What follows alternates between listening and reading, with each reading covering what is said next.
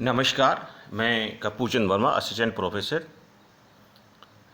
BCom part third year का ABST का first paper जो हमारा चैप्टर चल रहा है वो ब्रांच अकाउंट चल रहा है।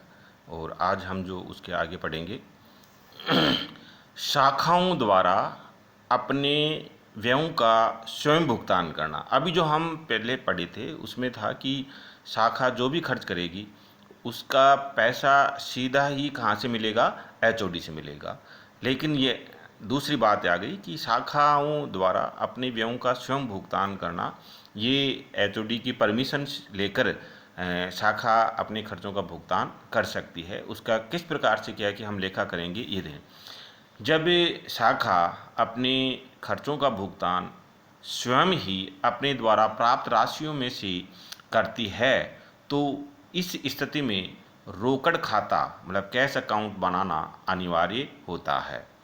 रोकड़ खाते में प्रारंभिक शेष तथा प्राप्त रोकड़ का मतलब है नगद बिक्री से अथवा देनदारों से प्राप्त राशि नाम पक्ष मतलब डेबिट में तथा प्रधान कार्यालय को भेजी गई राशि तथा भुगतान किए गए सभी व्यय क्रेडिट पक्ष में दिखाए जाते हैं। इस प्रकार शाखा के पास रोकड़ का अंतिम शेष निकलेगा या अंतिम शेष ज्ञात हो जाएगा। कभी कभी प्रश्नों के शाखा के पास जो अंतिम रोकड़ शेष तो दिया होता है तथा अन्य कोई राशि जैसे नगद विक्रय या प्रधान कार्यालय को भेजी गई राशि या व्ययों की राशि आदि नहीं दी जाती है प्रश्न में, तो इनमें से किसी की भी गणना रोकड़ खाते की सहायता से ज्ञात की जाती है। मतलब हम एक तरह से क्या है कि मेमोरेंडम कैश अकाउंट बना लेंगे और जिससे कोई भी मद हमारे को अज्ञात है, क्वेश्चन में नहीं दी गई है, उसको हम ज्ञात कर सकते हैं। इसके एक ये क्वेश्चन भी दिया गया है और क्वेश्चन में क्या है कि हम ब्रांच अकाउंट और ये देखो आपको ध्यान हो नीचे नीचे दिखा हुआ है मेमोरेंडम कैश अकाउंट। देखो अकाउंट और मेमोरेंडम अकाउंट में क्या फ़र्क है, ये दोनों एक ही बातें होती हैं। लेकिन यदि हमें उस अकाउंट से कोई मद या कोई ट्रांजैक्शन अज्ञात है और हमें ज्ञात करना है तो उस अकाउंट को क्या है कि हम मेमोरेंडम नाम दिया जाएगा, जिससे क्या है कि हमारे को आसानी से पता पड़ जाए कि मेमोरेंडम बनाना है या नहीं बनाना है। ये विशेष रूप से क्या है कि ध्यान में रखना पड़ता है। देनदार पद्धति में अज्ञात मदों की गणना करना, जैसे अभी अभी हमने किया है कि कैश अकाउंट में कोई भी मद अज्ञात है तो हम मेमोरेंडम कैश अकाउंट बनाएंगे। इसी प्रकार से और भी क्या है कि हमारे हो सकते हैं, जैसे देनदार अकाउंट, देनदारों से संबंधित कोई सूचना हमारे को अज्ञात है तो हम ज्ञात करने के लिए उस वहाँ भी क्या है कि डेटर्स अकाउंट क्या है कि बनाएंगे। उसका नाम क्या है कि हम मेमोरेंडम डेटर्स अकाउंट क्या है कि कभी प्रश्न में सूचनाएं पूर्ण नहीं दी जाती हैं, अतः शाखा खाता बनाने से पूर्व अज्ञात मदों की राशि ज्ञात करना आवश्यक होगा, तभी हमारा जो ब्रांच अकाउंट है वो बनाया जाएगा। उदाहरण के लिए प्रश्न में देनदारों का प्रारंभिक शेष, उधार विक्रय, नगद बट्टा एवं देनदारों से प्राप्त राशि दी हुई होती है। इन सूचनाओं से हम देनदारों का अंतिम शेष शाखा देनदार खाता बनाकर ज्ञात कर सकते हैं। इसी प्रकार शाखा खाता बनाते समय अन्य सूचनाओं की भी आवश्यकता होती है जो प्रश्न में अज्ञात रहती हैं। तो ये सूचनाएं निम्न हो सकती हैं। शाखा स्टॉक का प्रारंभिक या अंतिम शेष अज्ञात हो सकता है। शाखा देनदारों का प्रारंभिक या अंतिम शेष, ये भी सही है। शाखा को भेजा गया माल या शाखा द्वारा लौटाया गया माल, ये भी क्या कि है। और शाखा फुटकर रोकड़ का प्रारंभिक या अंतिम शेष।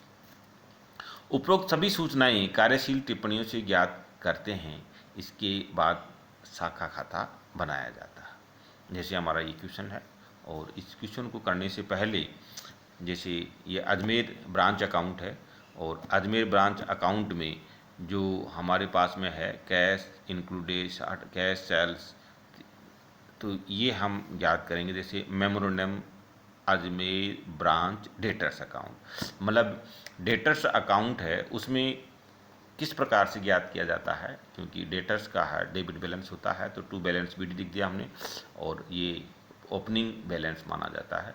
और टू क्रेडिट सेल्स, मतलब क्या है कि क्रेडिट सेल्स कितनी क्या है कि हमारी है, वो क्या है कि दिखाई गई है हमारी। अभी जो हम देख रहे हैं to credit sales,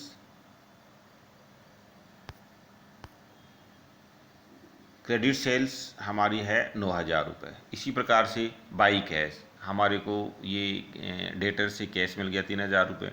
by returns inwards, मतलब डेटर्स से ब्रांच को जो माल रिटर्न हुआ वो 900 रुपये का बाई डिस्काउंट, और डेटर्स को 150 रुपये का ब्रांच द्वारा डिस्काउंट दिया गया बाई बैड डेट्स।